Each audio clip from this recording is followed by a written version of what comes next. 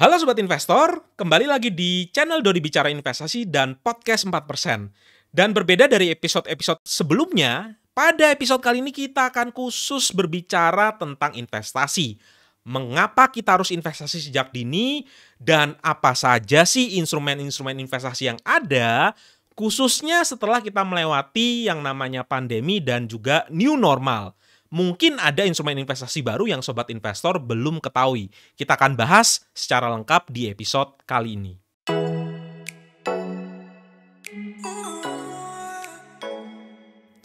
Sobat investor, kita akan membahas mengenai apa investasi yang menguntungkan, tapi sebelumnya izinkan saya untuk membahas mengapa kita harus berinvestasi sejak dini. Jadi di sini saya akan menggunakan ilustrasi seorang anak muda, di mana anak muda ini memiliki 3 hal ya. Ada energi, ada waktu, tapi mayoritas tidak punya uang. Dan setelah muda, nantinya kita akan masuki yang namanya fase dewasa dan ada 2 hal yang dipunyai. Yang pertama adalah punya energi, kemudian punya yang namanya uang.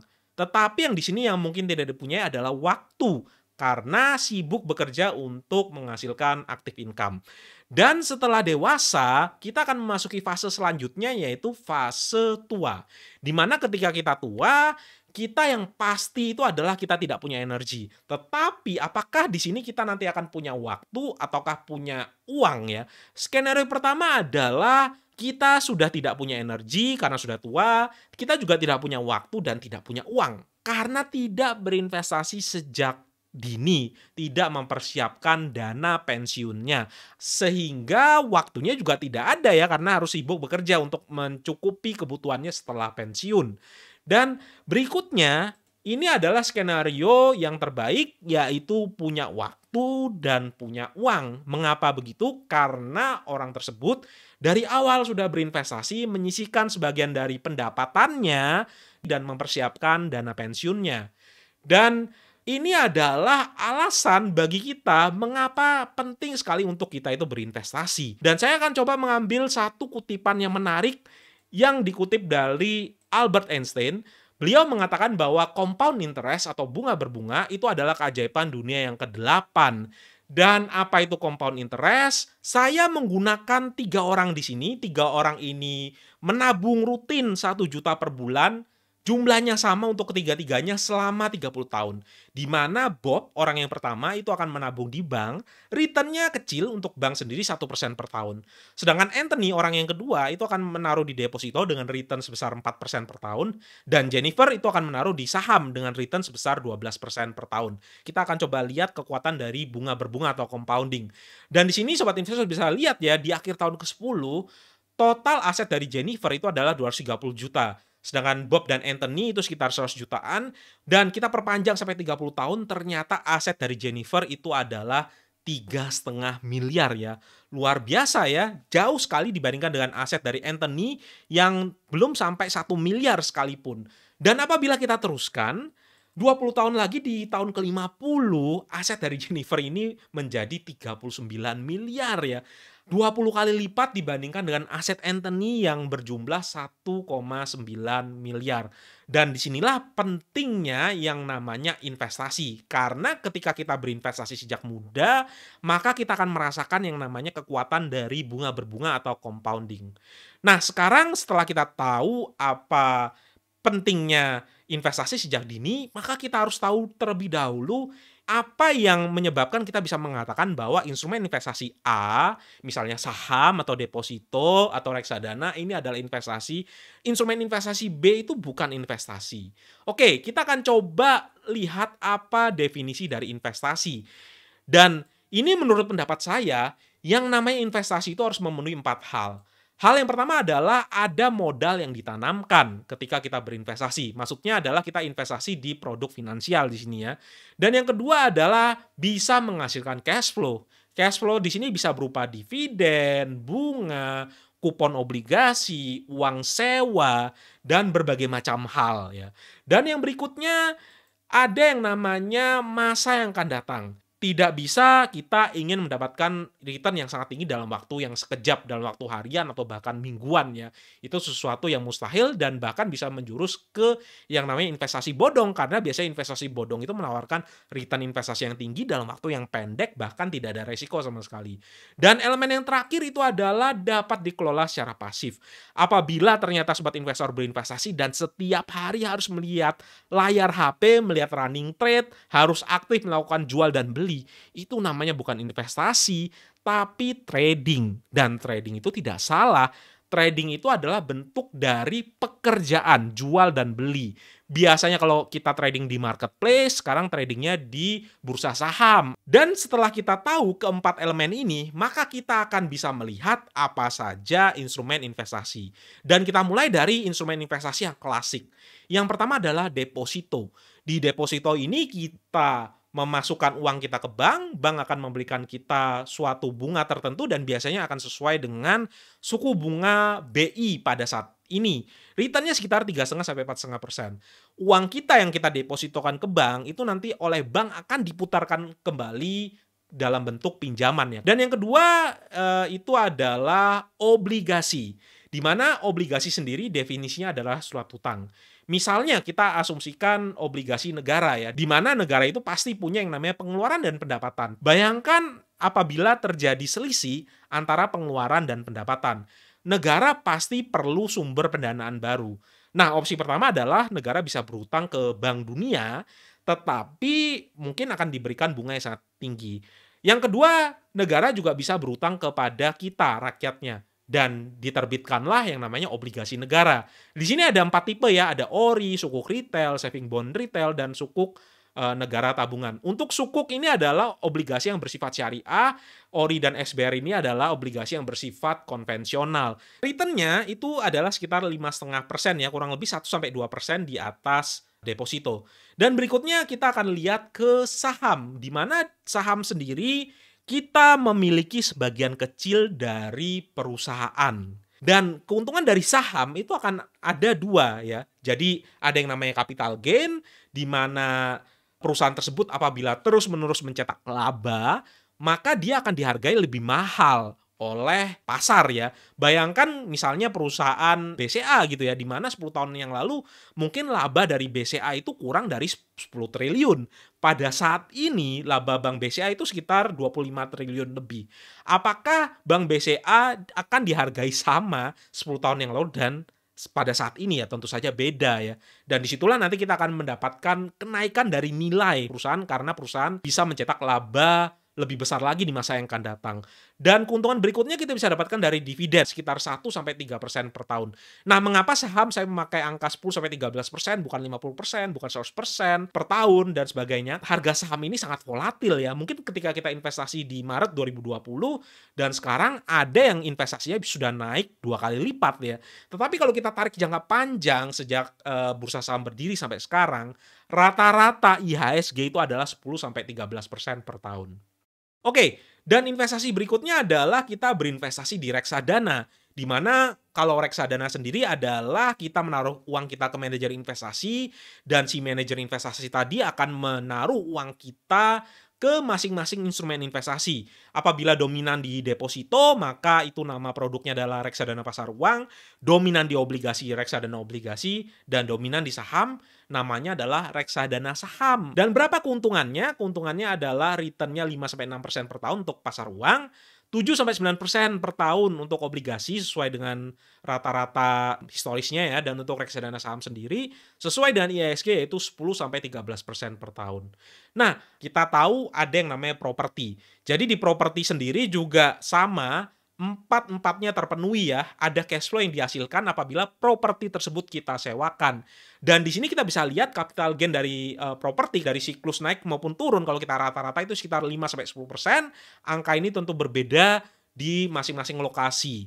Dan untuk rental yield-nya atau uang sewanya itu biasanya 1-5% dari harga pembelian properti kita. Dan ini sekali lagi ya, berbeda-beda pula ya, tergantung lokasi dari properti kita di mana, bagaimana supply dan demand-nya terhadap properti di daerah itu tentu beda-beda. Tapi ini adalah gambaran garis besar dari investasi di properti. Berikutnya adalah emas. Dan emas sendiri, sebenarnya ada satu elemen yang tidak ada, yaitu tidak menghasilkan cash flow. Karena emas itu tidak menghasilkan cash flow di sini, maka kita tidak bisa bilang emas itu investasi yang produktif ya. Tapi orang-orang biasanya menggunakan emas ini sebagai nilai lindung ya, di mana emas ini nilainya itu diakui di seluruh dunia. Bahkan negara-negara sebelum mencetak uang harus memiliki cadangan emas tertentu.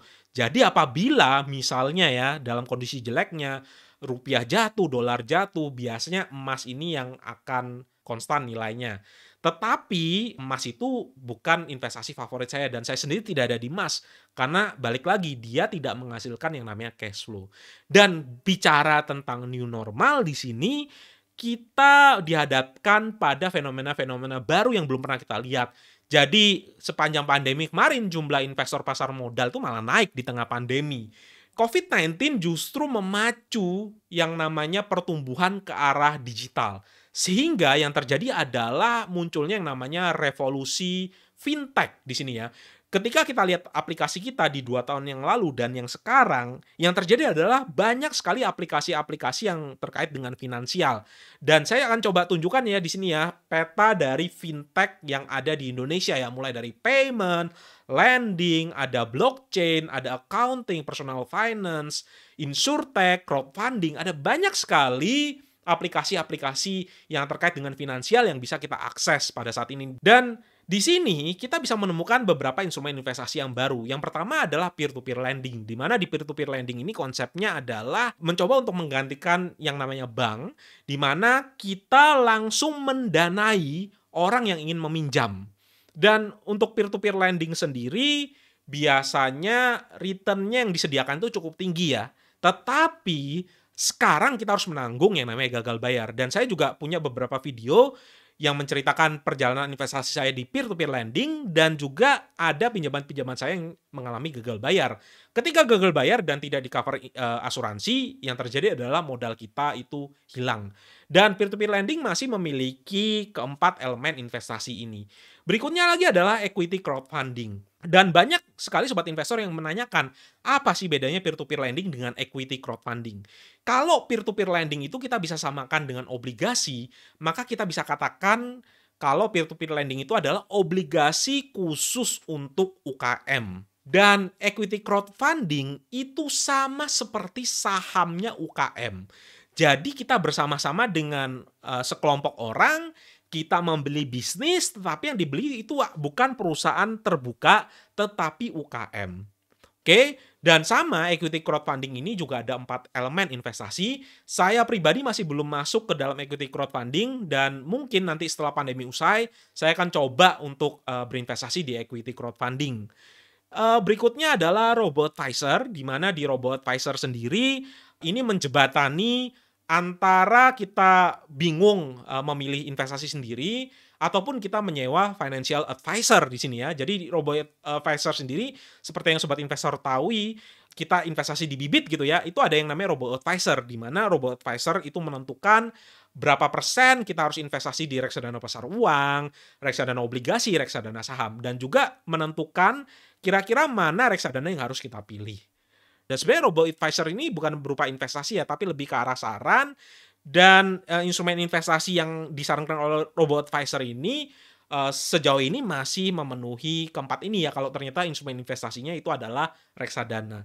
Dan yang berikutnya ini yang sangat lagi hype pada saat ini yaitu cryptocurrency. Dan apakah cryptocurrency seperti Bitcoin, Ethereum, dan Dogecoin serta kripto-kripto yang lainnya itu adalah investasi? Sebenarnya Bitcoin ini sama seperti emas ya, istilahnya emas dalam bentuk digital. Di mana ada satu hal yang masih kurang yaitu menghasilkan cash flow.